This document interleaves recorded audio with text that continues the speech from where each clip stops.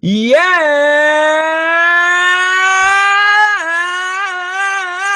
Yes! Thank you, Wow. everybody, for tuning in to another Summer Series episode of the Keeping Carlson Fantasy Hockey Podcast, the best fantasy hockey podcast in the world, hosted by two guys own Eric Carlson in their keeper pools. I'm your host, Elon Dubrowski, and with me, as always, Brian Combe. Before I give my moment of token banter here, Elon, have you started Audacity? No, we don't need Audacity, Brian. Oh, okay. So token spot of banter goes here. No Audacity. Wow, Elon, you must be so excited because this is like the first episode in a while where we're actually digging into some players in anticipation for the rapidly approaching fantasy hockey season 2016-2017.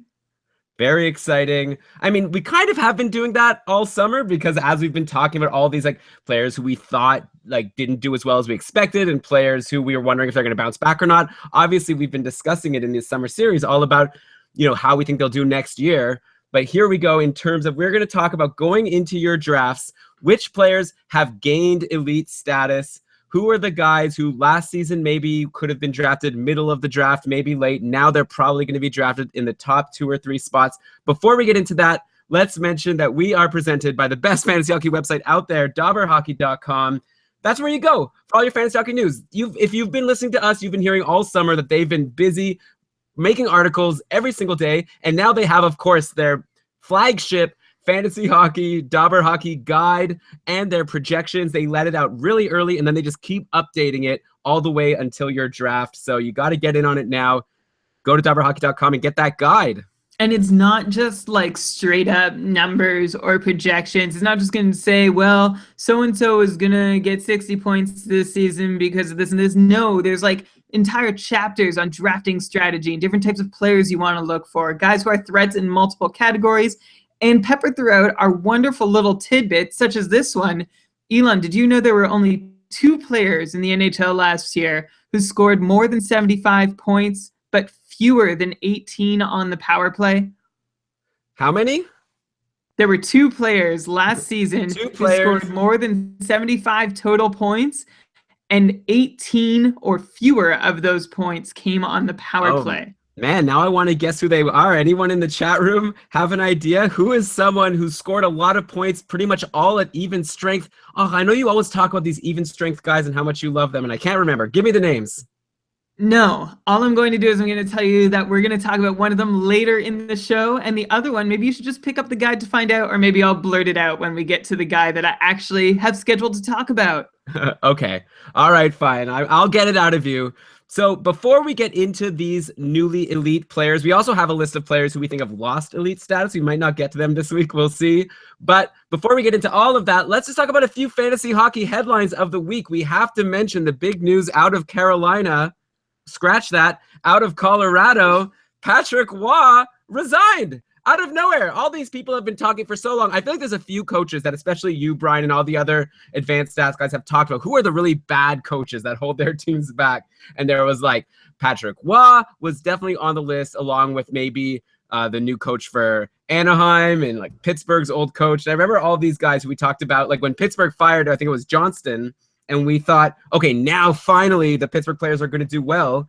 Do we feel the same with the Colorado players now that Patrick Roy is gone? I mean, if you look at their leading scores from last season, not too great, right? Like their leading scorer was Matt Duchene with 59 points. He's a guy who was a previous point per game player. Gabriel Landeskog had 53. Nathan McKinnon only 52 points in 72 games. Carl Soderberg, he was good, but I mean, should he have even had the role he had? Then you get to like Tyson Barrie, a guy who's maybe we'll talk about as maybe a new elite fantasy defenseman. He had 49 points in 78, which is good. 49 points in 78 games, but maybe he has a higher upside now that Patrick Roy is gone. I'm curious to get your take, Brian. Should we now be valuing the Colorado players higher because we think that they're going to be able to get a better coach?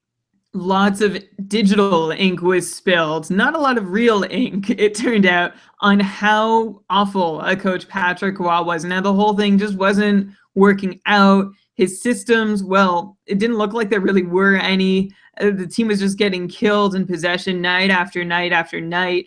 And he seemed to harbor grudges against certain players like Matt Duchene and like Tyson Barrie, who he never put out in key situations. Now, I understand if you think Tyson Barrie isn't your prime defensive candidate on your blue line, but when you're throwing out guys like Nick Holden or Nate Gennin out instead of him on a regular basis, Josh Holden, then maybe, I don't know, I just feel like it might be time to reevaluate some of the decisions. And my only worry is that even with letting go of Waugh, the management team that was happy to keep Waugh behind the bench for another season is still in place. So you have Joe Sakic at the helm, who's going to start the search for another head coach.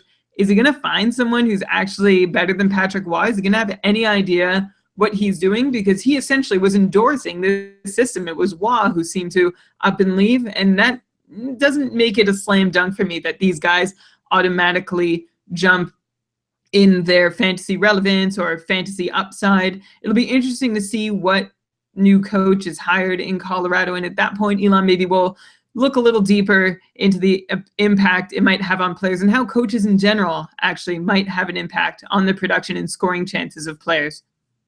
Yeah, a funny question by Patty in the chat room. How many great players are good coaches? She says 0. Then Julian chimed in saying maybe Toe Blake might be the exception. But I know Wayne Gretzky definitely didn't have much success when he took the bench in Arizona or Phoenix, I guess. You mentioned how Patrick Waugh tends to hold grudges against some players. One player who he never held a grudge against, even when he was in some legal trouble, was Semyon Varlamov. Varlamov was his guy, and he had his back always, even though when you look at the numbers last year, Varlamov had a .914 save percentage, which is below league average. That's pretty weak. Compare that to the backup, Calvin Pickard, who in 20 games had a .922 save percentage. So I wonder if a new coach might also mean good things for Calvin Pickard or Picard, because maybe the new coach will say, okay, you guys, you're both going to have a shot at the #1 goalie spot, when if Patrick Waugh was coach, it would have been for sure Varlamov's #1.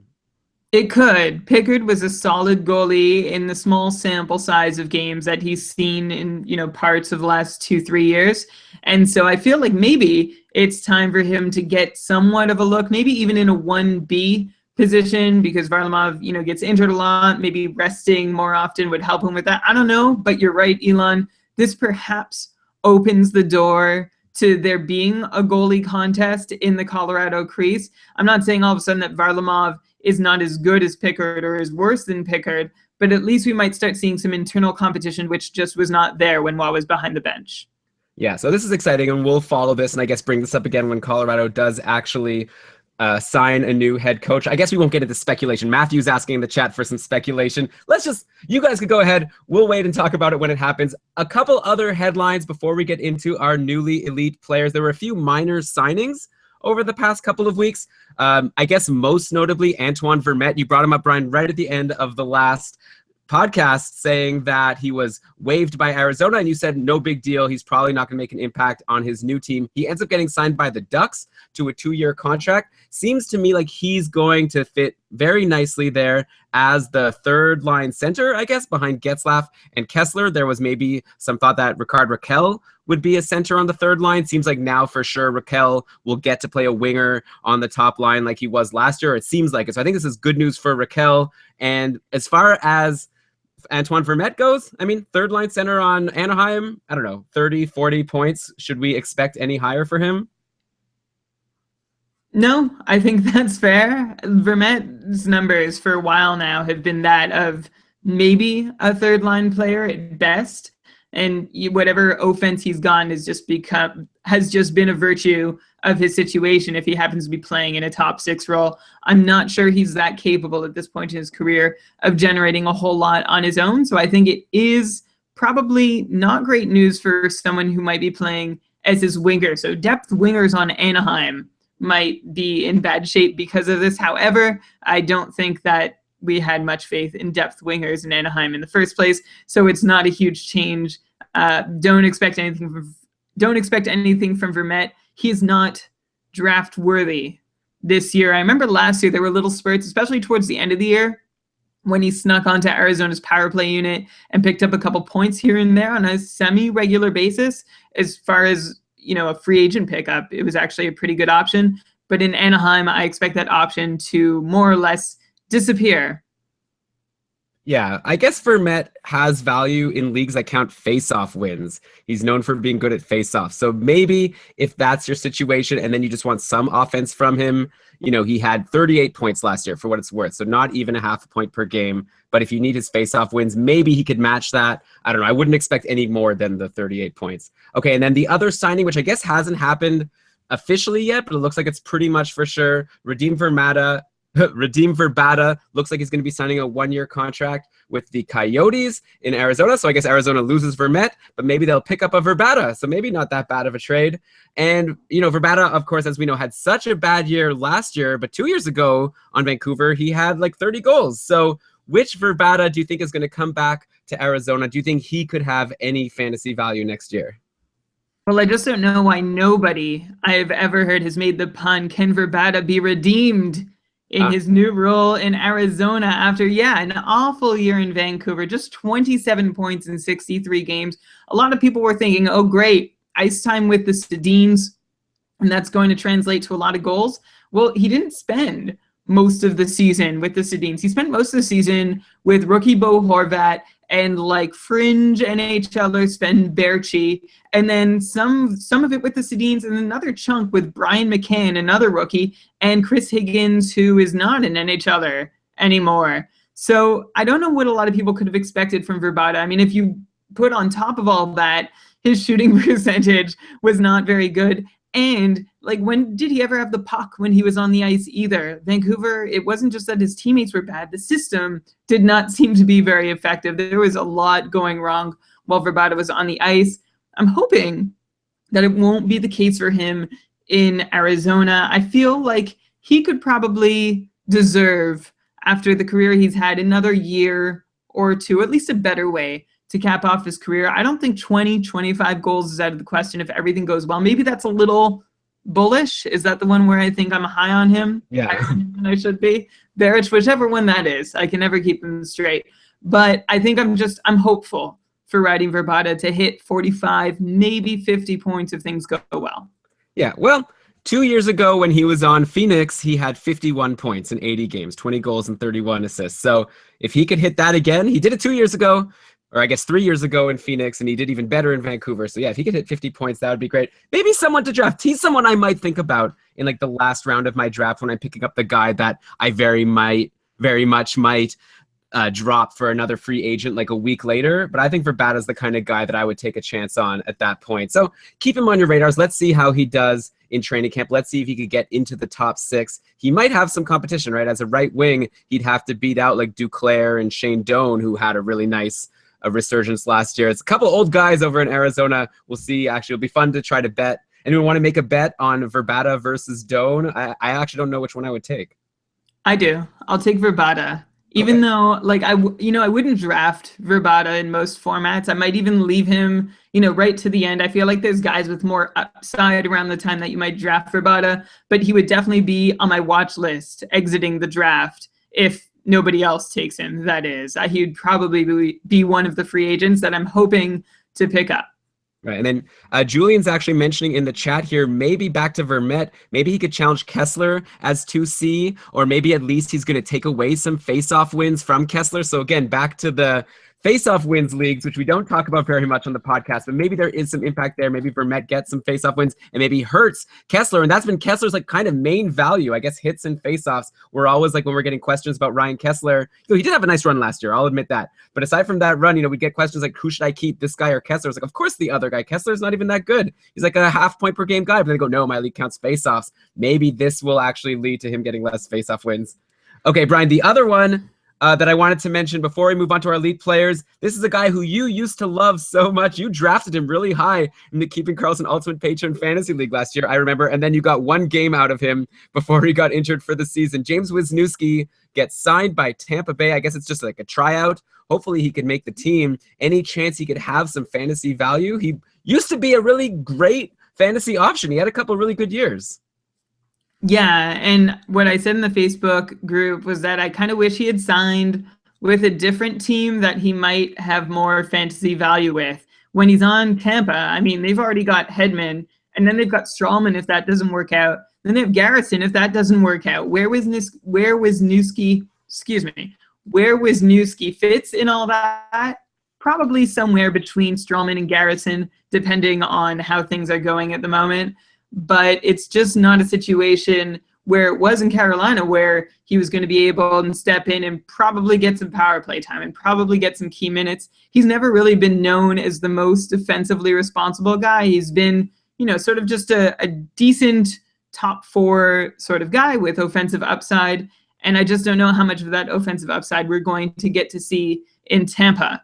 I wonder if they give him a turn on the power play, Elon, because we've talked a lot about how Victor Hedman is their main power play guy, but he's still busy collecting most of his points at even strength. Stroman's had success there. I wonder if and when Wisniewski gets a turn and if he's able to take advantage of it. It's curious to me that he didn't stick with Carolina. I mean, he played like 4.5 minutes for them after signing a contract with them. And I don't know which party didn't want who back.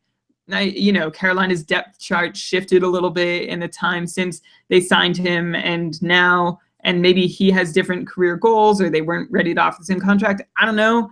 It's a bit of a red flag for me, and I think his value definitely takes a hit this year. I can't see myself drafting him nearly as high as I did last year, if at all. I definitely wouldn't be drafting James Wisniewski, but I guess someone to watch.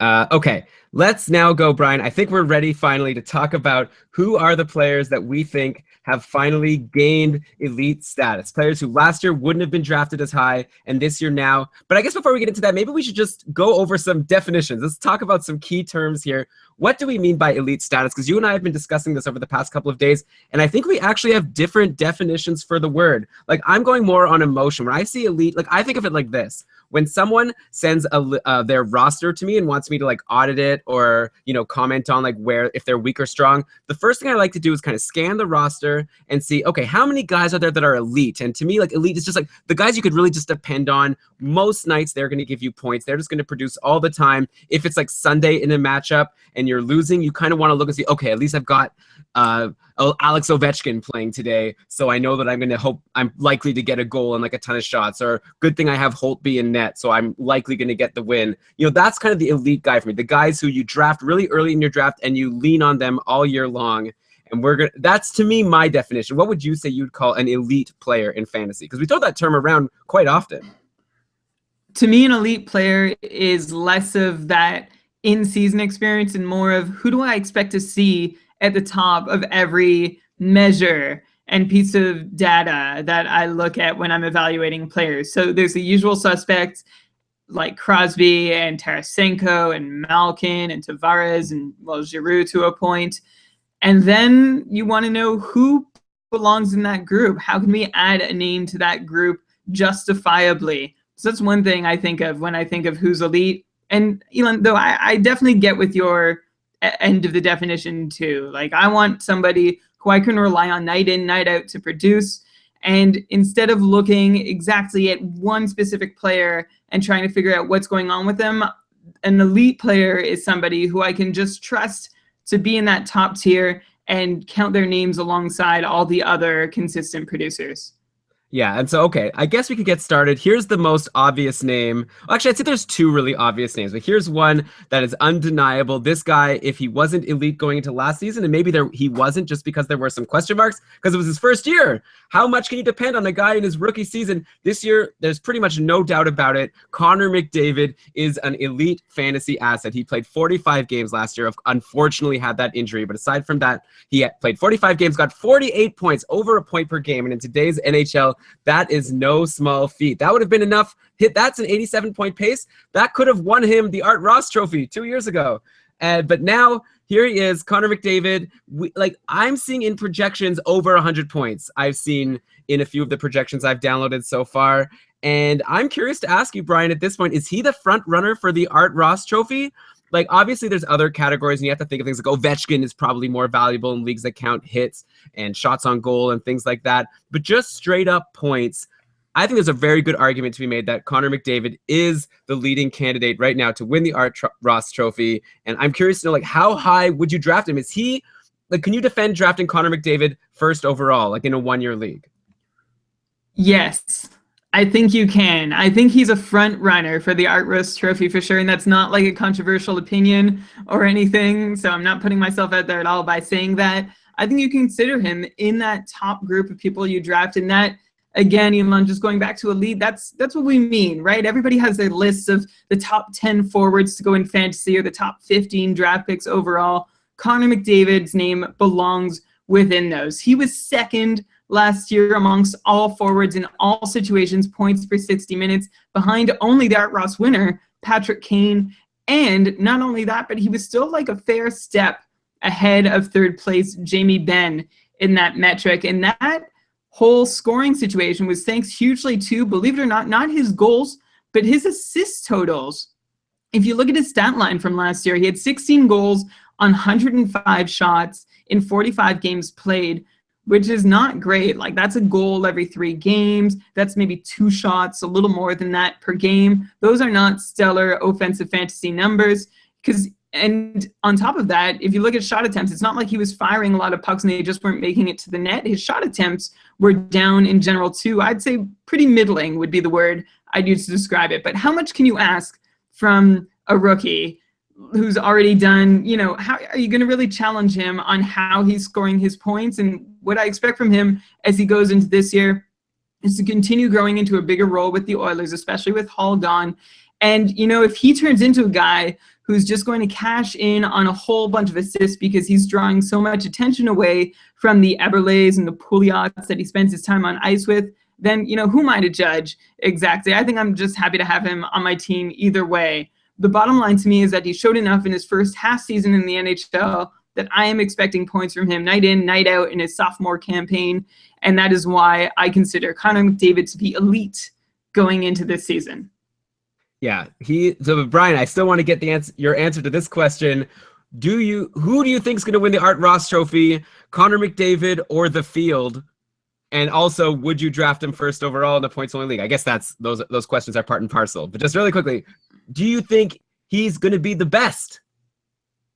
No, I thought I made that clear. I'm going with the Field. Why, do you?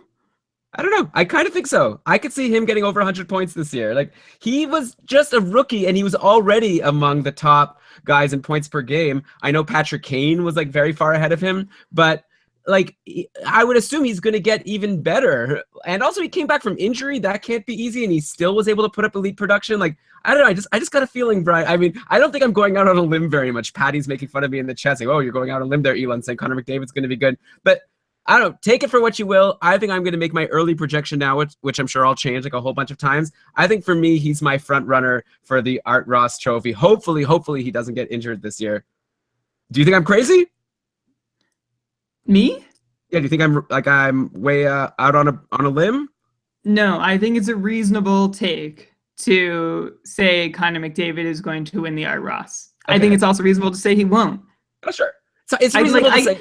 You know what? To answer your question, I don't know if there's anybody else that I could say with greater confidence is going to win the Art Ross than Connor McDavid. How's that for answering your question? So it sounds like you're saying he's your odds-on favorite. I'm not saying that Connor McDavid versus the Field, he like has an over 50% chance, but I'm saying maybe he has a 20% chance and the next highest guy has an 18. Obviously, there's lots of contenders. You got Ben and Sagan and Crosby. Like, I don't need to go through the list. But okay, we're close. I think we're close. Ryan in the chat is saying he's with me, so that's all I need. One thing I'll say against Connor McDavid, if you're in a categories league for fantasy and you care about more things than just points, he's not going to help you with hits. He's not going to help you with blocks. He, like you said, Brian, he didn't take like a ton of shots on goal, 105 shots in 45 games, so a little bit over 2 shots a game. Nothing compared to like a Brent Burns, who is also a guy I want to get to this episode. But as far as points go, and especially assists, like you say, and probably power play points, he is going to be extremely valuable.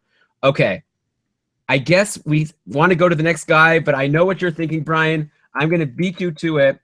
You know what's really hard to do is to see Connor McDavid live because it's such a hot ticket, but that's why you have to go early, I guess, and buy your tickets. I'm sure the season's tickets and the games are available now, so wherever you live, you got to go to SeatGeek and look up when your local team is playing Edmonton so you could see Connor McDavid in the flesh. This is a great site to buy your tickets because all the prices are right there up front, no hidden fees. You can get the value of the ticket. They tell you if they think it's like a good price or a bad price, and if it's a bad price, you could subscribe to the ticket and get notified when the price goes down. This is the premier place to go to buy tickets, so you should definitely check it out. SeatGeek.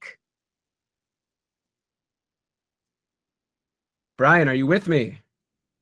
Brian is not with me. So I will also say, I thought he'd chime in with this. Are you guys with me in the chat? Can you guys hear me? Can you guys let me know in the chat if you could hear me right now?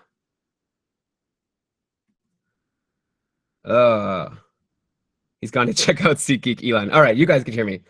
I'll edit this, so only you guys will hear about Brian's horrible internet.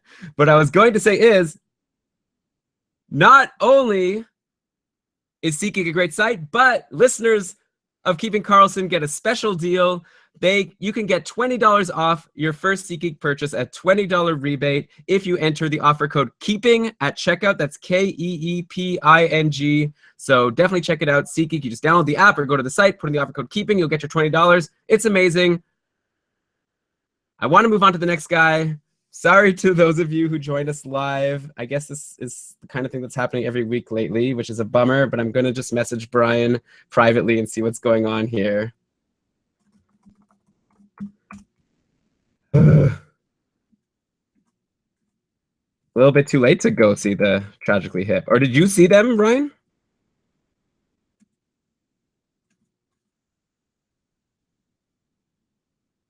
Oh, that's a Brian joke. Ask me something private about Brian and I'll tell you, and he'll never know.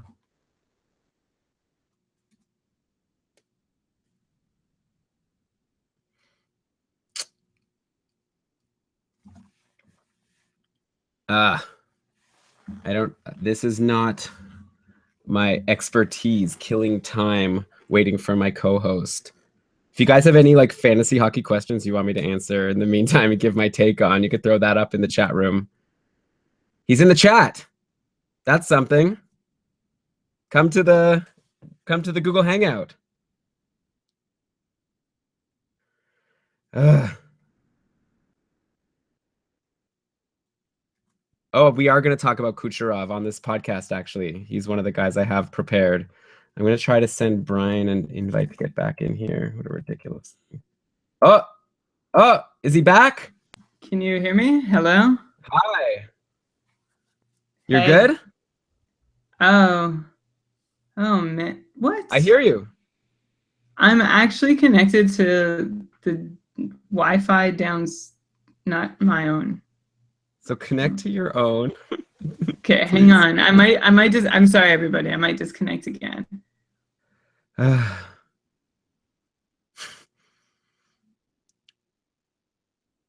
Okay, what was the question here? Comebacks, Getzlaf.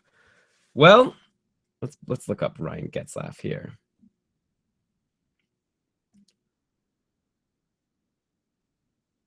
I'm by the way, I'm trying for the first time to do my on-the-fly show research using SeatGeek, which is, I mean, on my mind, Fantrax. So I'm getting used to their interface here. Ryan Getzlaf, 63 points. So first of all, Getzlaf didn't even have such a bad year, right? 63 points in 77 games. I know a couple of years ago he was like almost a point per game guy, but that's a 67-point pace. Plus nobody on Anaheim was getting points at the start of the year.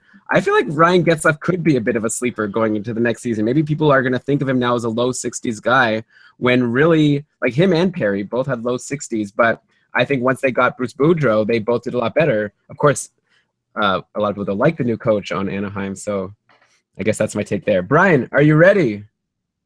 Brian!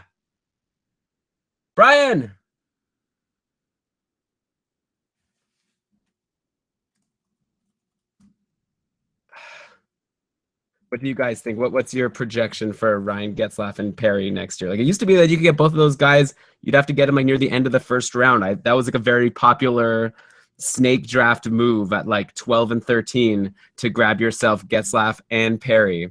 And, you know, especially people for some reason really like to have the tandems. I've never been a big fan of like banking on two players on the same team. But, oh yeah, in terms of their contract, $23 million for two players probably is not going to work out well for them. And even if they do well next year. But yeah, Rickard Rakell. I mean, it's still going to be a thing, I think, this year that playing with Getzlaf and Perry is going to mean you're in line to have good fantasy numbers. So if Rakell could get there, the question is, are they even going to play together or not? It's really just all up in the air because we don't know how they're going to be coached. But I definitely say that you don't need to draft these guys early. 60 points, great multi-cat option still for Getzlaff. Yeah, hits, power play points, face-off wins. Yeah, I see Brian back in the chat. I'd love to get going. I got all this stuff I want to say. This guy. I think we have an opening for a new Keeping Carlson host. If you guys are interested, all you need is to have a good internet connection, and you're the front runner. So just by way of explanation for everybody, I bought this little gizmo to make my internet more reliable. Oh. To rebroadcast my router's signal to the room in which I work, but the thing seems to have gone haywire. So I had a solution, but the solution broke. It's not an old problem. This isn't. I feel bad. I'm sorry, everybody. That's okay. All right. So are you ready to go now? Can we go? I think so. How about Brian? Sorry to everyone in the chat, but I think it's just better for the show. Can you just, Brian, I was just telling everyone how great SeatGeek. Why don't you mention if they have a special offer for everyone? Okay. Okay. Yeah, and SeatGeek has a special offer for everybody listening right now to this show. That means you can save $20 off your first purchase with SeatGeek. You just download the app, type in the promo KEEPING, as in our show name, and then you will get a $20 rebate on the first purchase you make with SeatGeek, which, by the way, Elon, I was all ready to go and say that I just signed up for a price alert today. You can just punch in your email, and they'll send you a note when the price for an event you're interested in drops. What's the event you're interested in? I was interested in the Tragically Hip coming to Ottawa in 2 days. I've never been to a Tragically Hip show in my life. I've never considered it, but man, they've got a lot of good songs. So are you going to go? If the tickets drop below $220 on SeatGeek, I'll get an email, and then perhaps I will buy a ticket. We'll see. Because of course the hottest show in town is going to go down in price as the event approaches. But okay, so now that we're done talking about our friends at SeatGeek, let's get back to players who we think have gained elite status over last year. I want to go to the next guy. Here's someone who we knew was good. He had a good rookie season, but last year he showed us how good he was. He went from 64 points to 78 points last year. The question is, of course, can he do it again? And I'm talking about Johnny Gaudreau on the Calgary Flames. I guess the big question here is, does he still have room to grow? If he had 64 points 2 years ago, 78 points last year, does that mean he's going to be over point per game next year? Or maybe he's peaked? And I guess at the very least, can we bank on him to be at least a 70 guy, at least a 70-point guy for sure? What's your take, Brian? Like, how high can Johnny Gaudreau go? This little guy just gets so many points. This little guy just gets so many points. I think that should be like his tagline, his brand, if you will. I think a lot of people had this question, is there room for Johnny Gaudreau to grow after he had that 64-point season 2 years ago where he broke out on that huge line with Sean Monahan and Yuri Hudler, and then he went into last year with so many eyes on him, see if that magic could be repeated, and then boom, he took it one step further. Elon, like you said, in 78 points in 79 games. And what was really outstanding to me was the consistency with which he delivered those points. Like, we're not talking bursts and droughts all through the season. We're talking about a point per game pace. Like, look at any 5-10 game span over the course of last year, and you're going to see that he was essentially on a point per game pace in that span. He did go on 3 separate point droughts of 4 games each. That happened during the season, but outside of that, it was incredibly rare for him to even go back-to-back games without registering a point. And it's that consistency that actually makes not just his production, but it makes his production even more valuable in head-to-head formats when you can't afford to have a guy going hot and cold, helping you 1 week, leaving you dry the next. At the end of the day, if you look at his production as a whole, even getting past all this consistency stuff, he ranked 12th in the entire NHL in points per 60 minutes in all situations, just beneath Tarasenko and ahead of guys like Backstrom, Pavelski, Wheeler, Kucherov, all guys that we consider elite at this point, or almost all. We'll get to one of them later on. And over the last 2 years, he's actually been in about the same spot. So it wasn't just a one-season show for him. Since 2014, he's sandwiched between Jason Spezza and Alex Ovechkin in points per 60 minutes scored in all situations. So, Elon, now you're asking if there's room to grow beyond this point per game thing. And that's it's a hard question, because last year was an improvement over the year before in just about every measure.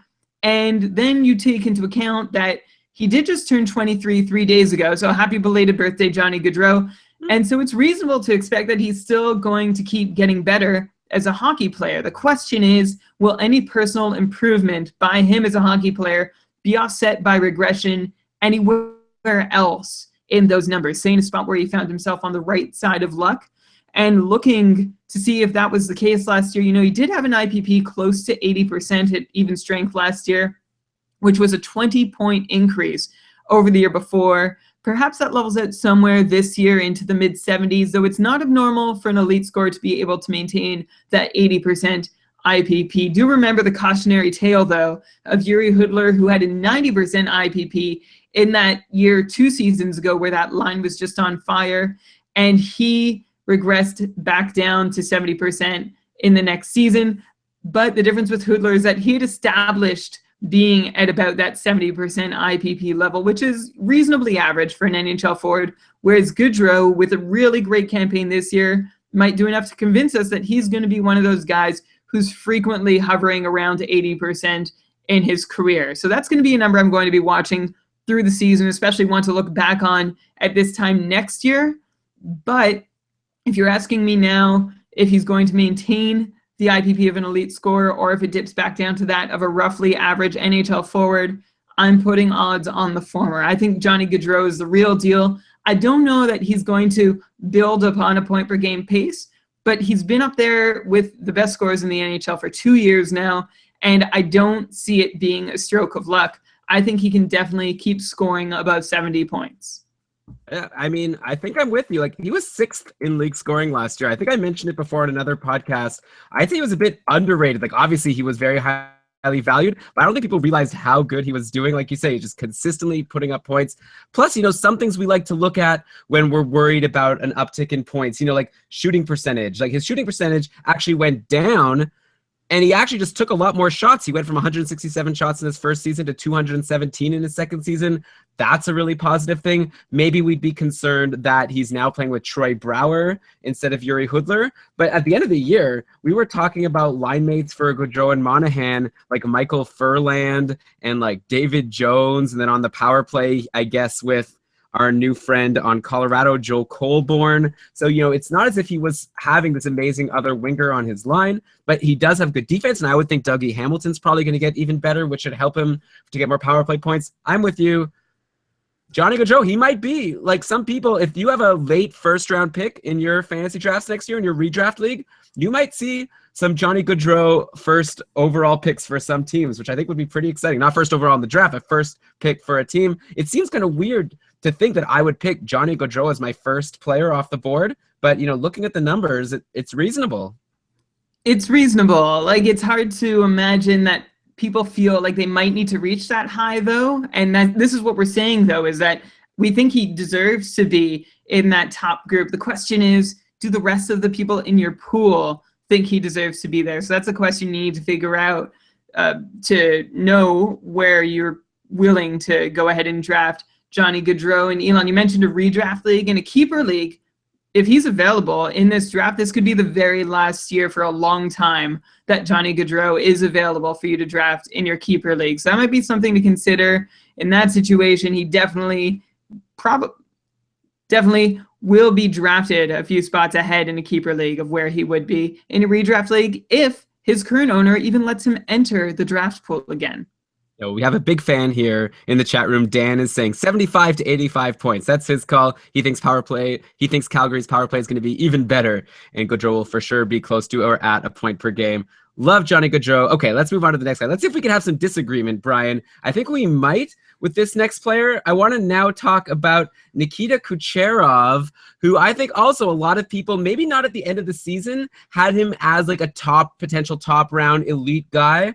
But after the playoffs he had, I definitely heard a lot of people saying Kucherov has hit that elite status better than Stamkos. I saw that thrown around on our Facebook group a whole bunch of times. And you know what?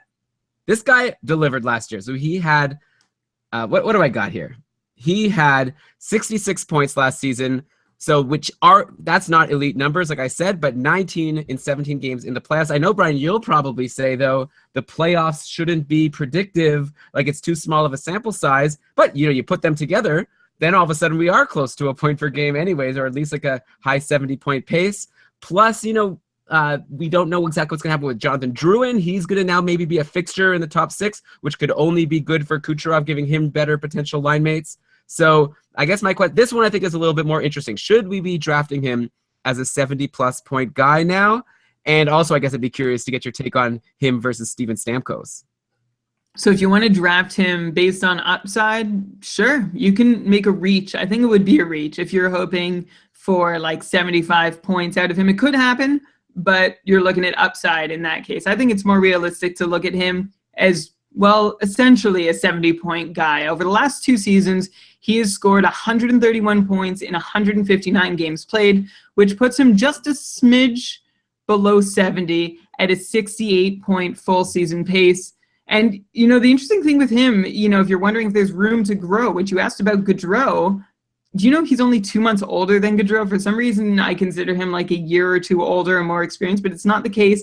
And like Gaudreau, Nikita Kucherov has also been scoring consistently and making as much of his minutes as anyone in the league, even more so than Gaudreau. If you look at both their 2 years in the league together, only 6 forwards have scored at a higher rate than Nikita Kucherov since the 2014-2015 season. He ranks 7th in all situation points per 60 minutes.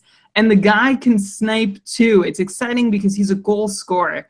He's 13th since 2014 in the league amongst forwards in goals per 60 minutes, ahead of guys who we know as like huge lamplighters like Tavares, Parise, Crosby. And what's interesting about that with Kucherov is that he drops down to a top 50 ranking when you look at how often he puts pucks on net. So some of the names I've mentioned before, and you think of a big goal scorer and you think of somebody who's putting 250, 300 shots on goal on net per year, not Kucherov. So that's one thing that I actually might prefer change with him, or something that might just keep him on that fringe between elite and non-elite, because his shot totals just aren't up there with the best of them. Again, he's ranked around 50 in the league, and I wouldn't mind if he took 50 more shots on net and scored no more goals than he does. The good news for him is that he is kind of a sniper. His shooting percentage has been pretty high for 2 seasons, and I'm starting to think that maybe he can keep it that way. I know some projections I've seen point to that shooting percentage as a sign that maybe he's going to regress, maybe these close to 30-goal seasons are being a little fluky. I'm not sure that's the case. I think Nikita Kucherov is a very accurate shooter. I think he considers the opportunities he takes. And what I'd really love is if he took those 50 shots and not just missed the net on all of them, but scored on a couple of them too. So just to summarize all this, I think he's going to get close to 70 points if he doesn't touch it. If he misses it, it's not going to be by much, is what I'm trying to say. And I think he's definitely a guy you're looking at keeping on your roster, like a Johnny Gaudreau, if you're in a keeper league situation right now going into next year, or a guy that you're looking at to add to your team as a keeper in this year's draft. Yeah, I guess you're talking about like he's going to be close to 70. We sometimes talk about ceilings and floors. That's another thing about these elite players. Like, for sure, like a 65-point floor. Like 2 seasons ago, Kucherov had 65 points. And Dan brings up in the chat, 2 seasons ago, he didn't even have that much time on ice. He was averaging less than 15 minutes of time on ice per game. And you mentioned points per 60 earlier, Brian. Like that was one of our indications that we thought he was going to do better this year, because he had so many points and didn't even get that much ice time. Then last year he had increased ice time, and overall, he had 66 points, so kind of the same, but in fewer games. He had a 70-point pace, so a little bit of an increase. Now, also, he had more power play time last year. So he does seem like a guy who is being relied upon more. And I feel like, yeah, 65 should be the floor for sure. And I think 70 is very reasonable. And, if we believe what we saw in the playoffs, maybe more. Like that was a 17 game stretch where he had 19 points. You can't just ignore that, right? I mean, I guess I'm you not can. going to leave you hanging. I have to say something immediately after that, but I think I can ignore that if I choose to. The playoffs are a totally different situation from the regular season. Right. Okay, maybe not like two totallys worth, but they are somewhat different. And we've seen in the past big playoff performers come into the next season and fall flat. One reason that you might be concerned about Nikita Kucherov, Elon, that you touched on, that I want to just illuminate clearly for everybody to hear. He played 180 more minutes this past season than he did the season before that, and scored only one more goal.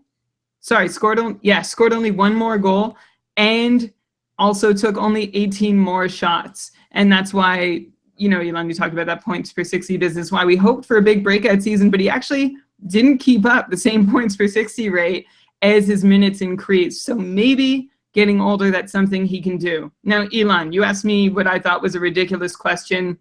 You asked me to compare him or Stamkos. If I had the choice between the two, who would I take? I want to get your answer after this, but mine, well, like, it's not such a dissimilar profile between the two. I still think Stamkos wields some extra superstar power over Kucherov, so you might have to grab him before anybody else does, whereas with Kucherov, you might be able to wait a little longer for him to fall to you depending on your league setup.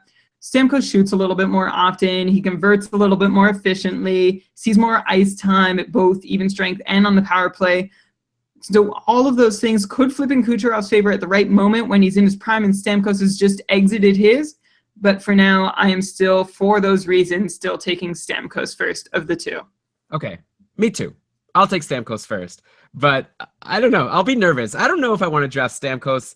I get a little nervous about the injury and he's been injured before. And I mean, if I'm using a first round pick, I might just go for maybe not Kucherov or Stamkos. I might take this next guy that we're going to talk about. I'm not sure. One more thing about Kucherov, I'll just say, maybe as a point for a reason why he might do better. Don't forget also last season, his awesome line mates, Palat and Johnson from 2 seasons ago, they were both injured for long stretches and didn't play, especially Tyler Johnson, didn't really play like himself for a lot of the season. So maybe having a healthy Palat and Johnson on the roster, as well as Drouin, I feel just like Kucherov's going to have an upgrade in the players he's playing with next year. So maybe like you say that he had increased ice time and didn't get too many more points. Maybe that was the reason. Maybe now if he could have the ice time and the line mates, maybe that will be the magic trifecta that makes him get up to a point per game.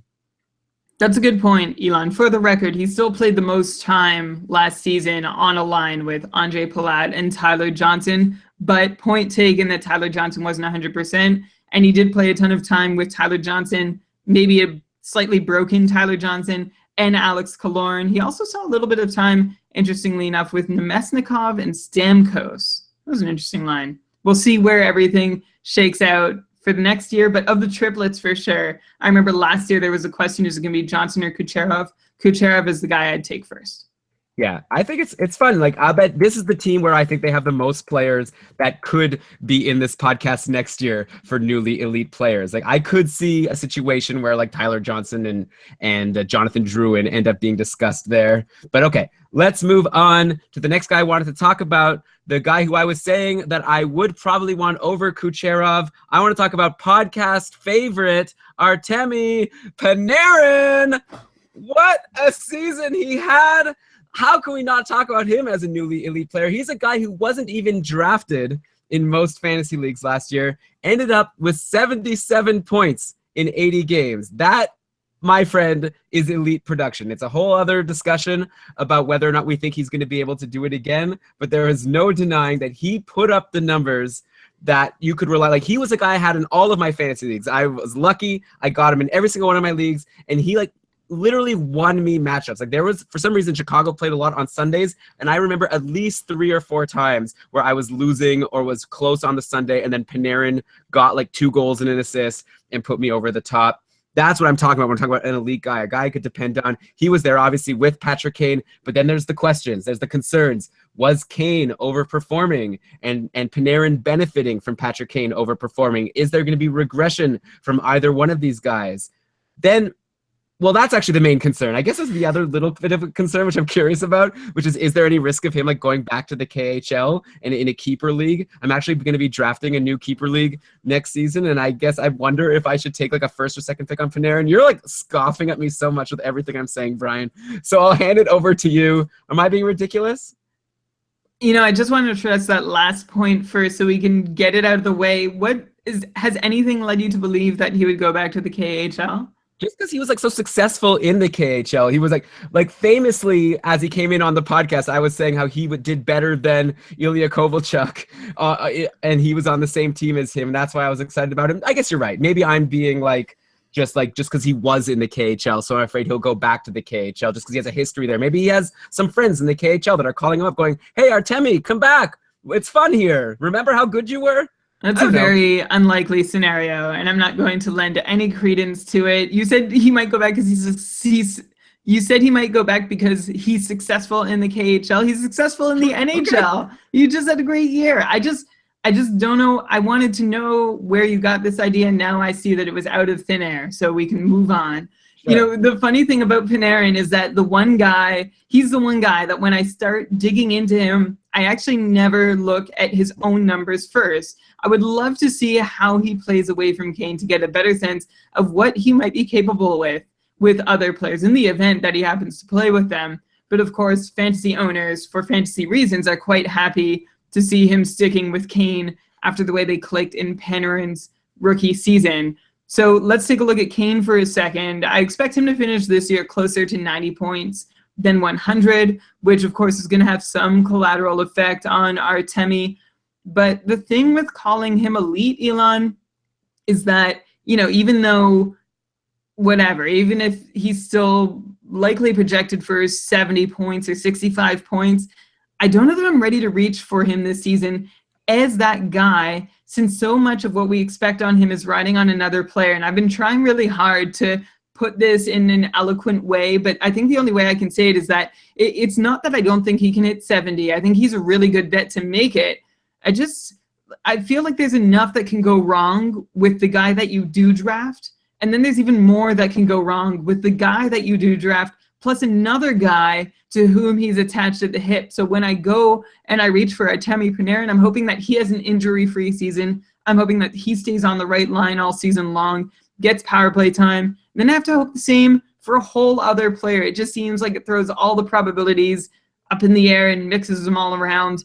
And that is why I'm a little reluctant to classify Artemi Panarin as elite, because I haven't yet seen what he can do on his own, and I'm still a little insecure about it. Okay, well, I mean, Johnny Gaudreau has been with Sean Monahan the whole time. I don't know. And also, I also just feel like, let me scoff at you now for what you're saying about Panarin, because even when you talk about him, you're talking about, can he hit 70 points? Can we, rely on him to give us, 65, 70 points? He had 77 last year. He's killed 70 points. Okay, 65 was definitely shy. 70, 75, very reasonable floor for him. But Elon, has Sean Monahan ever had a 100-point season leading the league? Yeah, I know, for sure. That's what we all need to see.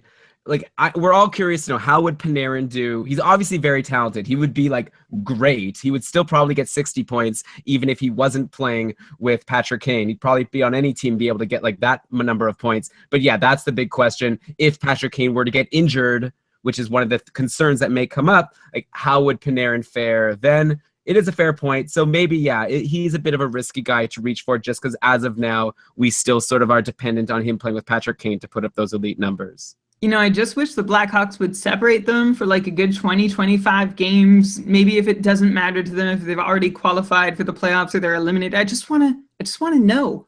Just for fantasy purposes. Just for fantasy purposes and for real life purposes. I'm very curious about this guy who came over from the KHL, outscored Ilya Kovalchuk there, as you would obviously always tell us, and then was able to do that in the NHL after just stepped right in. And Elon, you mentioned how he was a savior for a lot of people last season. He sure was. He finished so strong. Didn't he have 13 points in his last 5 games or something crazy like that? Oh yeah, it's actually funny. Ryan just mentioned in the chat how he benched him for his last week because the week before that he actually went cold. He had like 2.5 weeks. Remember, you were excited or you were like prepped to talk on the podcast about how Artemi Panarin has totally slowed down. Maybe he's a guy that you need to consider, not starting or whatever. Ryan didn't start him. He ended the season in April with 13 points in his last 5 games. And in March, he had 7 points in 13 games. So it was like a Jekyll and Hyde. Before that, he was like a point per game all the way through, then like half point per game in March, and then over 2 points a game in April. So yeah, he definitely put some people through a roller coaster. That is a real bummer if you benched him right before that insane ending. So Elon, are you calling Artemi Panarin elite? Are you including him in that group of players that you would draft right at the beginning, right at the top with the Crosbys, with the Tavares, with the Stamkos, the Burns, the Carlsons, the Ovechkins, Panarin? Can I say he was elite last season? No, we're trying to decide who gained a status, not who performed that way last season. Let me answer your question with a question. We've talked about like Gaudreau and Kucherov. Like, do you say that Panarin, you would want those other guys ahead of him? That's actually the question I was leading into. So first, please, you've had a moment now to redirect a question towards me. Now you have to answer. Chat room, I need some help. I don't know. I think that Panarin's going to get like you said, actually 65 to 70 points. I want, okay, so you do. I want yes or no. Is Artemi Panarin elite going into this year, in your opinion? Okay, I'm going to say like marginally yes. I'm going to put him at the exact same level as Kucherov. That's my answer. I really like that you could turn a yes or no question into still something with some nuance other than yes or no. My question was going to be with Panarin's, inconsistencies over the second half of the year, does that make someone like Johnny Gaudreau, who was consistent like all the way through, more attractive to you than Panarin or not? I guess like the thing with him, first of all, in terms of the inconsistency, like, I don't know, Chicago was like for sure in the playoffs. Like, I don't even know like necessarily how hard they were trying at that point. Like, I don't know if that you're shaking your head. Just answer the question. I would say that I would want to have Gaudreau first, but I think I would have to think really hard about Panarin versus Kucherov. Can I get away with that? Like, I think that Panarin maybe has higher risk and maybe also has higher upside, considering he did just put up a 77-point season, and he's playing with a guy who also, like Connor McDavid, is probably the other main front runner for the Art Ross. Maybe throw Crosby in there. But like, I would say that maybe there's a higher risk, higher reward for Artemi Panarin than a guy like Kucherov, but I'd put them around the same place. Jeremy's saying in the chat, Johnny Gaudreau, Kucherov, then Panarin. Julian is saying Gaudreau, then Panarin and Kucherov are equal. Like, a lot of people, I guess, are agreeing. We're all saying, I guess, Gaudreau is the highest, and then some back and forth. Some people are saying Panarin first. Some people are saying Kucherov first. So, Elon, I brought that whole question up because I was ready to fight you to say Gaudreau is ahead of Panarin. I would prefer Gaudreau to Panarin, but I see we agree, so we don't have to fight. We can get along happily, and I think your assessment of the rest of it was excellent. I don't even know. I think I can just log off now, and you can handle the rest of the show. You already did that for a while. People listening to the edited version of the show don't know this, but I already got stressed out enough. Just like, stay with me. Let's talk about a couple more players, okay? It's because Elon trashed Alex Semin. I left.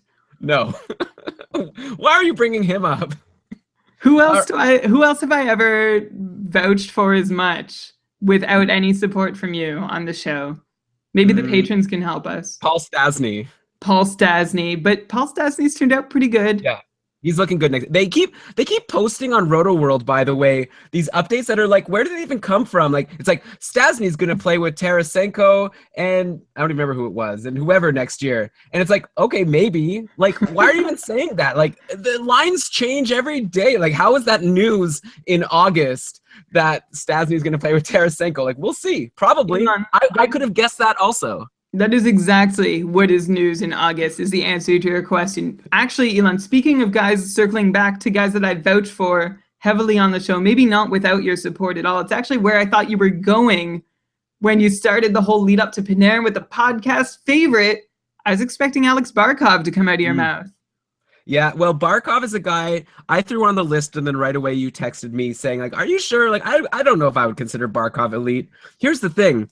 Alex Barkov put up a 73-point pace last year. That's a higher point pace than Nikita Kucherov. So if we're talking about Kucherov, we have to talk about Barkov. The only reason Barkov isn't in that conversation is he can't frickin', excuse my language, stay healthy.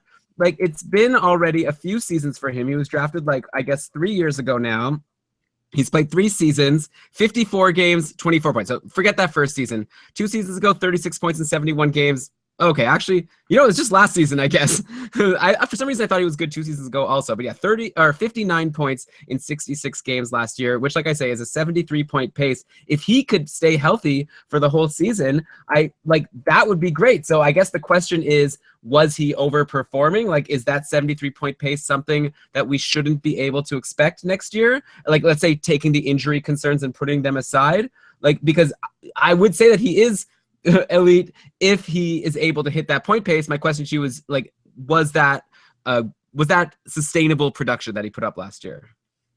Big question. Florida's gone through a lot of changes, and that's my one concern about Alex Barkov being able to manage that pace over a full season. Don't get me wrong, a lot of those changes have been positive. I'll get to them in a few minutes, but let's first talk about what we've seen from him to date. He's a guy who had gradually improved his standing over his first couple of years in the league, and then he blew us away last season, 59 points in 66 games, 73-point full season pace, like Elon said.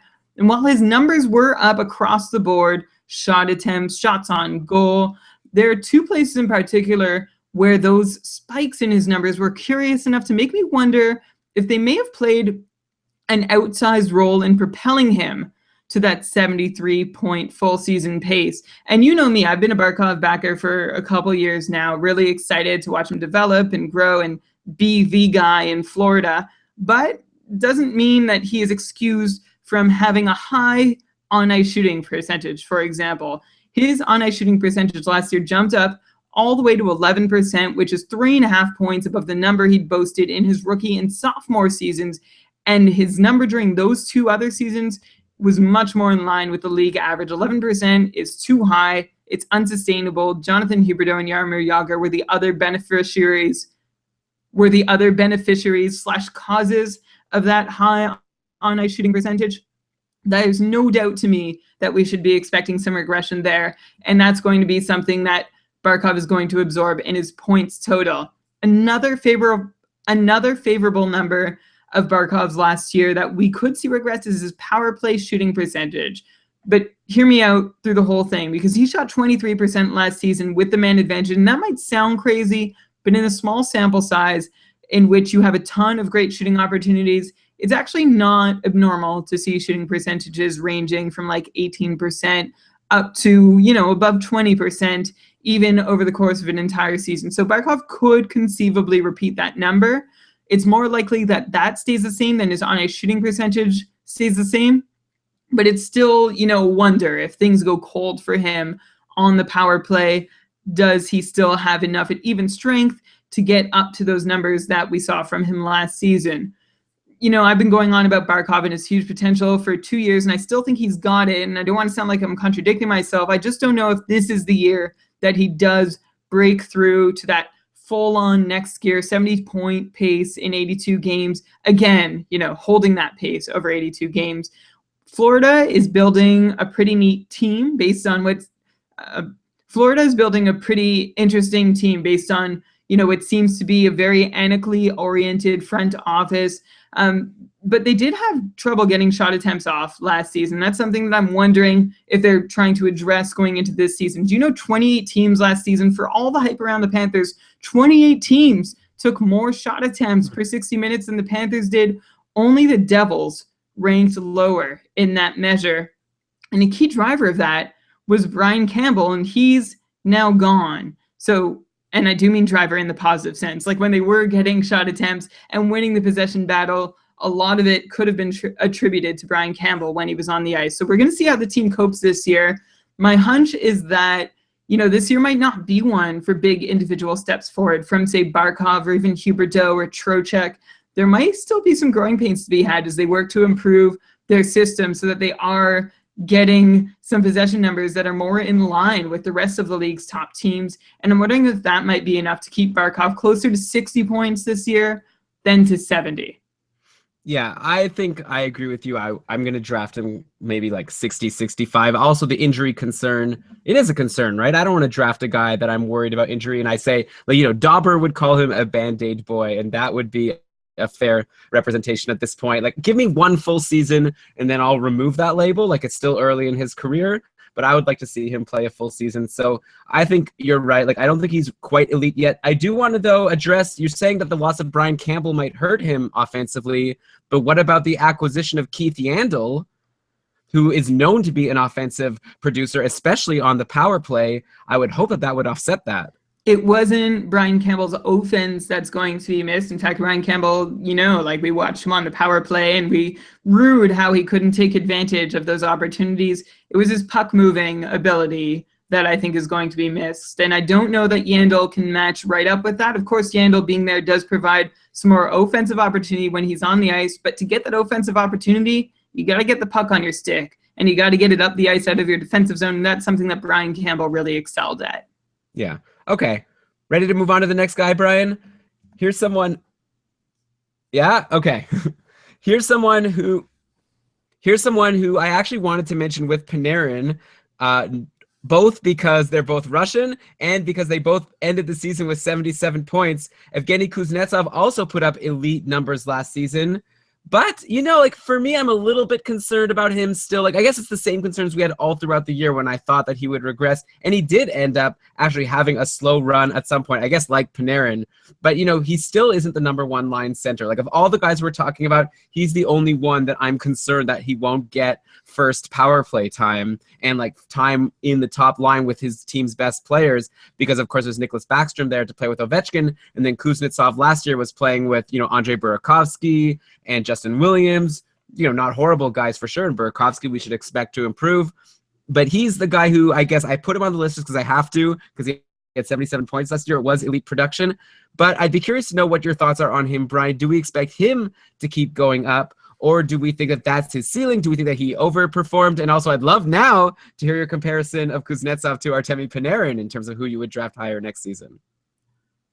Okay, you say that like I've prepared a comparison of the two, but I haven't. So I'm going to have to think about that one as I tell you my thoughts on Evgeny Kuznetsov, who is impressive for several reasons from what he did last year. You've heard me mention all episode long about the all situations points per 60 minutes. And by the way, by all situations, I just mean that counts even strength time, power play time, even shorthanded time. It's basically all players' minutes are being used to calculate that rate stat for points per 60 minutes. Anyway, of all the guys I've mentioned all episode long that we've talked about, are they elite or not? Evgeny Kuznetsov ranked the highest in that measure out of anybody we've mentioned in this episode. Last season, he was third in the league in that measure. Do you know also, I'm just going to throw a bunch of stuff at you right now. Do you know that thanks to Evgeny Kuznetsov, this year marked the first time in Alex Ovechkin's career that someone aside from Alex Ovechkin led the Washington Capitals in scoring? Yeah. Shocker. Yeah. At first I was like, whoa. And I was like, well, who else might it have been? I guess if Ovechkin got injured. Anyway, thanks to japersrink.com for that little tidbit. Backstrom could have. Backstrom was close to a point per game in a few seasons. So that would have been my guess. Wait, so is Kuznetsov one of those guys from the top of the show that you were saying had the lots of points, but not that many power play points? Ding, ding, ding, ding, ding. Yeah. You got it. Way to bring that back. And at the exact moment that you needed it, what was so incredible about all of his scoring in 2015-16, he did it on the strength of his 5-on-5 play. He finished third in the league in 5-on-5 points behind only Patrick Kane and Sidney Crosby. And as you know, I respect the 5-on-5 points quite a bit because it's a harder situation to score in. And even to put that in even greater perspective, Elon, there were 107 forwards who saw more power play time on ice than Kuznetsov did. And Kuznetsov still had as many or more points than 100 of those guys. Whoa. So he didn't need that power play time to be able to work his way up the standings. He was incredible at even strength. Another thing that I loved about Kuznetsov's season was that he led the league in another stat I love, primary assists. which shows that he was the one responsible for generating a lot of the points that he was able to collect on, a lot of the goals that he was able to collect on. He wasn't just a passenger picking up secondary assists all year long, getting a little bit lucky. But after all this fawning, the negative for Evgeny Kuznetsov, which you already touched on, Elon, he had just 4 points in his last 12 games of the season, which could have very well been enough to destroy your team's hopes in your fantasy playoff matchups. And then if you picked him in a playoff pool thinking he's bound to bounce back, as you alluded to, Elon, just 2 points in 12 playoff games before the Caps got bounced. So maybe he got tired? I don't know what happened at the end of the season. Still a young guy. The question is he young and elite already, or does he need to grow a little more? Well, his play, like Panarin, certainly was. He had a bit of help in his on-ice shooting percentage, but his numbers still very impressive on the whole, especially, again, since he was picking up points the hard way at even strength and by collecting primary assists.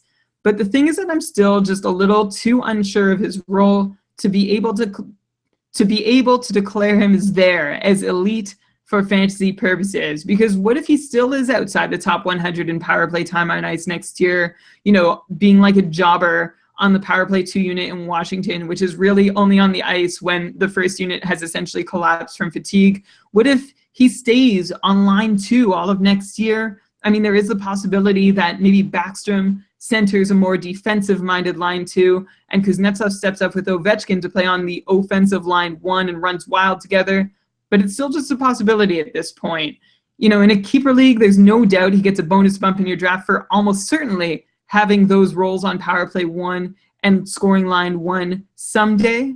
But if you're in a 1-year league and a redraft, I don't know that I can consider him up there with that elite group just yet, because I want to wait another year to see if he can do what he did again without power play time and with, bouncing around the top 6. Although, to be fair, he didn't bounce around as much as it sounds like I'm saying. Or I'm going to wait until his role matches that of an elite player. Yeah, I think that's the thing for me also. Like, at the end of the day, you show me all the stats you want. If I'm drafting a guy in the first or second round of my pool, I want it to be someone who's on the top line, top power play. Call me old-fashioned. Maybe he didn't get tired. Maybe Burakovsky and Justin Williams got tired, and he wasn't able to carry them anymore to all those points. A guy can only do too much playing with second-rate players. Not to insult Justin Williams and Andre Burakovsky, but you don't draft someone in the first or second round of your fantasy pool if they're playing with those guys. Yeah, so I will take Panarin over Kuznetsov next year. Keeper league, probably as well. But yeah, obviously one day, if Kuznetsov is playing with Alex Ovechkin, that would be fantastic. But I mean, Ovechkin and Backstrom are like the same age, so there's no reason to think that they just won't play together until they both retire on the same year and go off and have a vacation together. Well, I think I just gave a reason now, which is that maybe Backstrom is a little more capable defensively and would be better matching up against teams' top lines, which would let Kuznetsov, who, by the way, was, I think, a pleasant surprise in Washington on defense. He wasn't some super stalwart, but he was still reasonable given especially everyone's assumption that he might just be a one-dimensional offensive player. But yeah, Elon, we're agreeing here. How boring. Kuznetsov needs an elite role to be an elite player. Yeah, all right. So let's move on. We're running short on time. Thanks to everyone who's still with us in the chat room. By the way, for next time, if you're listening to this, every episode, you just go to keepingkarlsson.com/live, and you could watch the show live, join us in the chat room. It's a lot of fun. Brian, I guess let's just bring up a couple defensemen really quickly before we close out the show. Maybe like a lightning round. We can't talk about newly elite players without bringing up Brent Burns, a guy who was using most metrics, the most or one of the most valuable people in fantasy last year. He was second in the league in shots on goal. He ended the season with 75 points. As a defenseman, that is insane. The only reason he wasn't leading defenseman in points is because Erik Karlsson is a person in the world. So Erik Karlsson had 82 points in 82 games. But, according to a lot of metrics, maybe Brent Burns was actually more valuable than Erik Karlsson. Take off 7 points, but add 100, more than 100 more shots, add more hits, add more blocks. So Brent Burns, especially in a multi-cat league, just truly elite. I've been putting my projections that I've been downloading and putting them into Fantasy Hockey League. I've been downloading I've been taking the projections I've been downloading and putting them into Fantasy Hockey Geek, which is a tool that Dauber Hockey provides. You can check it out, fantasyhockeygeek.com, and you sort of put in your league settings and you put in a set of projections, and then it spits out a ranking. And I'm seeing Brent Burns for next year's projections as one of the most valuable guys, like above Connor McDavid, just because of all of his ability to help with all of these categories and the fact that he does it from a defenseman spot, which is the hardest place to find points, as opposed to from a center spot, which is like the easiest place to find points. So wherever, like, you know, Brent Burns was good before. We all knew he was good, but he was never a guy that was drafted in the first 2, maybe even 3 rounds of a fantasy league. Now, to me, he's going to get drafted in most leagues in round 1 for sure. Yeah, the question isn't, is he now elite? The question is, how long has he been elite for? And we may have just been blind to it or taken it for granted or not expected it to last, because take a look at how he's done over the last 4 years. 4 years ago, he was on a 55-point pace, albeit in only 30 games played. 3 years ago, he was on a 57-point pace in 69 games played. 2 years ago, he scored 60 points in an 82 games. He scored 60 points in a full 82 games played. And then last year, he busted out completely out of that pattern and got 75 points over the course of a full season. And Elon, you said if it wasn't for Karlsson, he would have been the highest scoring defenseman last year. If it wasn't for Karlsson, Brent Burns would be the highest producing defenseman since 2013. And not only has he done all of that point production, but Elon, you said he's a multi-cap monster. He's super great at getting shots on goal. He's been one of the league's elite shot takers for a couple of years now. And, you know, I feel like this all started to happen when Dan Boyle left the San Jose Sharks. He was their longtime power play quarterback. I'd say he was part of the old guard, except like they didn't change out any of the other guys like Marleau or Thornton in the end, or Pavelski or Couture. All those guys are still there, but Dan Boyle was a longtime QB there. He left, and Brent Burns immediately saw like 4 or 5 more minutes a game. Huge increase in power play time. We know, Elon, remember, he was being tried on the wing, and maybe that's why we sort of weren't sure where to place him, because was he elite as a winger or as a defenseman? But as an eligible defenseman, there's no question with the numbers he puts up offensively and the peripherals he adds to that. What he's doing is not some crazy run of luck either. There's no red flag as I look through his numbers. You know, we've really been remiss not to give him his due in recent years. Like, we've appreciated him, but I don't think we've ever celebrated him the way that we have some of these other guys that we've mentioned on this year's show or last year's edition of the Who's Elite and Who's Not Elite show. We talk about, you know, who are your top D-men? Is it Karlsson, Subban, Bufflin, Josi, Letang? Brent Burns has just been left out of that conversation for too long. It ends now. Brent Burns is elite. It's official.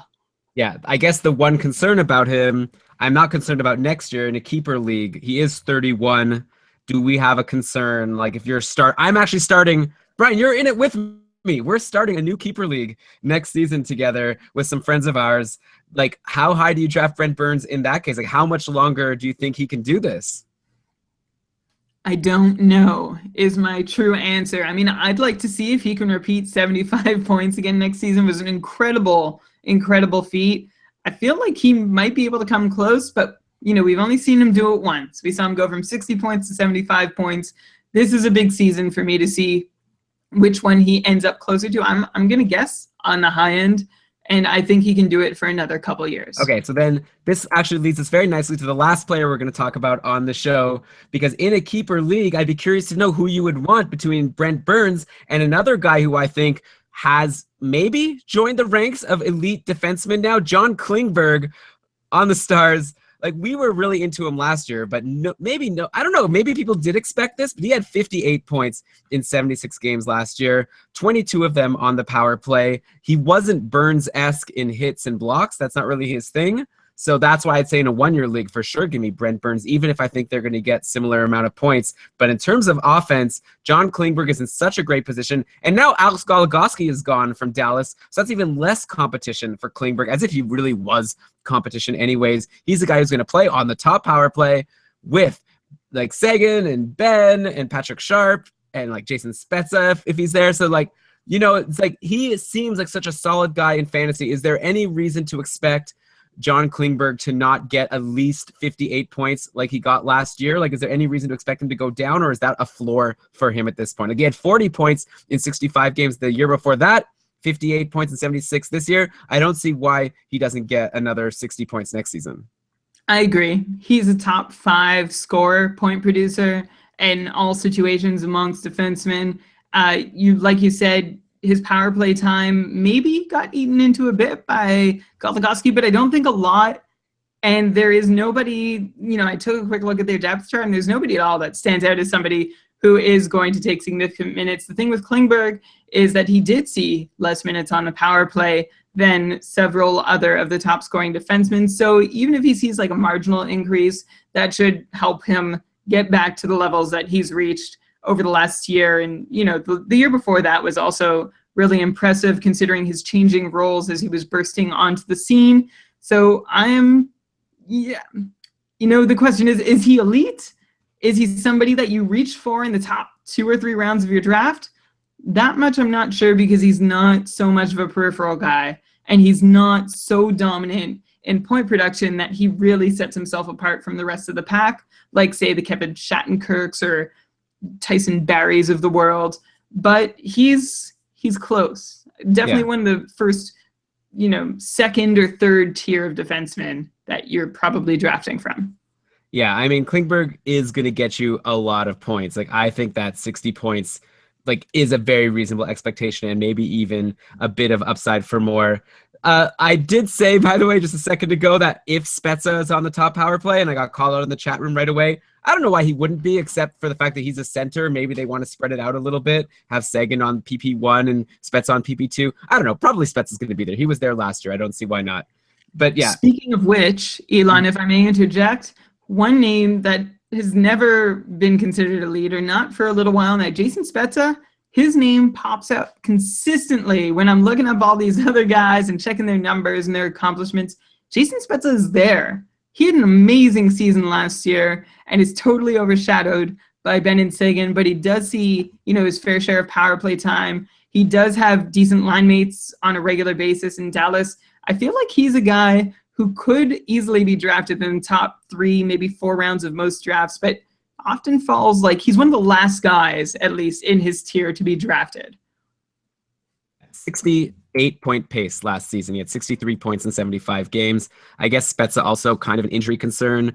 He actually played most of the season last year. 75 games was actually pretty good for him, but and actually had 82 the year before. So he's been healthy in Dallas, but in Ottawa he was known to have some, I think it was back issues or something. But he is 33 years old. I'm definitely not drafting him as an elite guy, especially in a keeper league, and probably not. But I think he's a good floor guy. 60 points should be pretty reliably expected from Jason Spezza. But we're not talking about near elite guys. I guess we did for a couple of guys. We're trying to talk about the elite guys, and I think that pretty much does it, Brian, for our show today. We also have a list of guys who we think have a lost elite status, but I think we're going to have to save them for next episode, which will be coming soon. In the meantime, I just want to thank everyone for watching the show and watching live or listening. We really appreciate you sticking with us throughout the summer series. Things are about to really pick up. Once we get into September, we're going to get back to doing weekly shows. And, the next thing you know, it's going to be time for your draft. But we've got a lot to talk about. We've got Schmore Goalies Board coming up. We've got to talk about all the Yahoo rankings and ESPN rankings and who we think is ranked too high and too low. We have some interviews coming up. There might be a bonus episode coming very soon. I have an interview planned. I think Brian has a couple as well. So, yeah, I don't even know what to say. I want to thank the patrons of Keeping Karlsson. I know what to say, Elon. If you are not doing anything on October 9th at 1 p.m. Eastern Time, or even if you are, join the Keeping Karlsson Ultimate Patron Fantrax League. It is the best, the most competitive, the most fun fantasy league in the entire world, where you can compete. Maybe one day, if you earn the right, against Elon or I will be facing off against a whole bunch of patrons in the upper tiers. If you are not in the league yet, though, you can get started and work your way up. It's an amazingly fun, cool system. If you head over to keepingkarlsson.com/patron, you can learn how you can get your invite. It is a perk reserved for $5 patrons of the show, who also get access to our exclusive Facebook group. They get extra shows in the form of patron casts. Yeah. What else, Elon? I should have mentioned it. I don't know why I didn't mention the couple. Yeah, the sign up deadline is slowly approaching. September 7th is the deadline to sign up for the Keeping Carlson Ultimate Patron Fantasy League. That's pretty soon.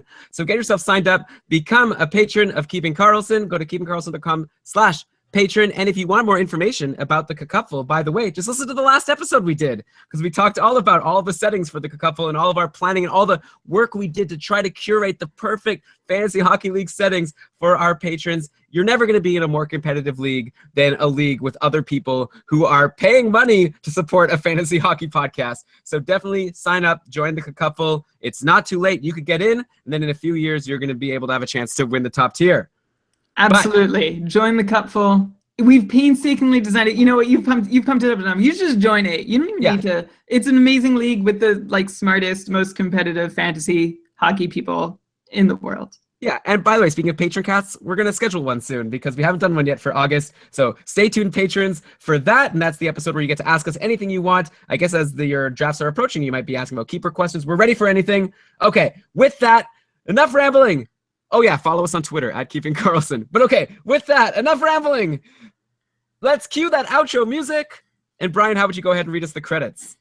All right. This episode was presented by Dobber Hockey and supported by our patrons. It was researched with help from Corsica Hockey, Hockey Analysis, Roto World, Yahoo Sports, ESPN Fantasy Hockey, I think some other sites as well that I'm trying to remember as I say this, but I can't. Dobber Hockey's Frozen Pool, of course, Hockey Reference, Hockey Database, and a shout out to our Twitter follower, Graham. I hope I'm saying your last name right, Raby, who was a savior at the last minute when I was looking for Yahoo's average draft positions. I have a beef about ESPN's average draft position stats from last year. I'll wait to share it when we get to that episode. But thank you, Graham. Thank you, everybody, for listening. Elon, it's your turn to talk. Yeah, I'll also say I used Fantrax for this episode. I used their stats for my on-the-fly researching players, so they're another resource. But yes, good job, Brian, as always. And yeah, we'll talk to you in a couple of weeks. Until then, keep on keeping Carlson. Woo! And that is it. We did it. Thanks, everyone. What do I click? Feel free to hang out in the chat, but I got to edit this show, so we got to go. Bye. Bye. Thank you, everybody.